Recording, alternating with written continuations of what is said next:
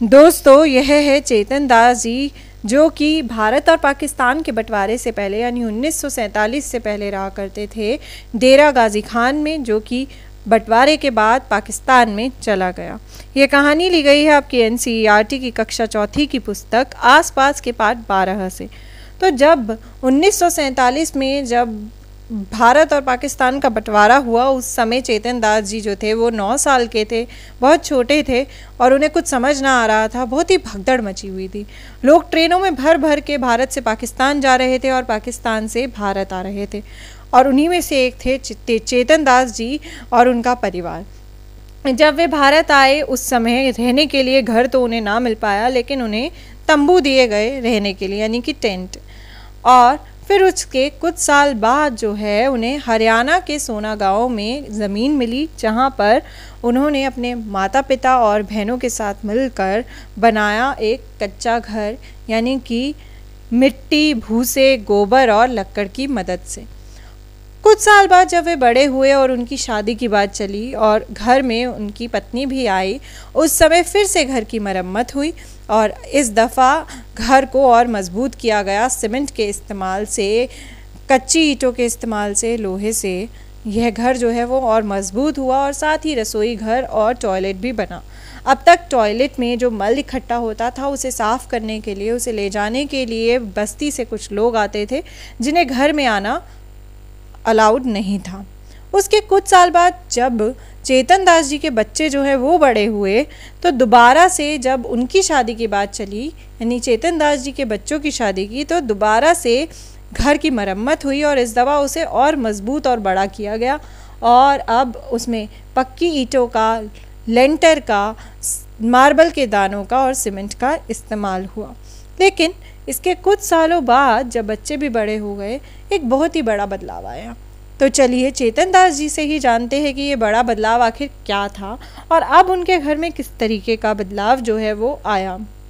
मेरे छोटे बेटे मोंटू की जब नौकरी लगी तो वह दिल्ली जाकर बस गया। देखिए वहाँ किस तरह का नज़ारा है। अब उसका पूरा परिवार दिल्ली में ही रहता है। मैं और सुमन कभी मोंटू के पास दिल्ली में रहते हैं तो कभी राजू के पास सोना में। मैं सोना से जब दिल्ली जाता हूँ तो रास्ते में गुरुग्राम शहर पड़ता है, जो कि गुड़गांव के नाम से भी जाना जाता है। मेरे देखते ही देखते इतने सालों में यहाँ इतनी सारी बड़ी बड़ी इमारतें बन गई हैं, और वे भी कितनी ऊंची ऊंची। कुछ साल पहले राजू ने दोबारा टॉयलेट बनवाया। उसने बाथरूम में रंगीन टाइलें भी लगवा ली। नहाने की जगह पर फिजूल इतना पैसा खर्च किया।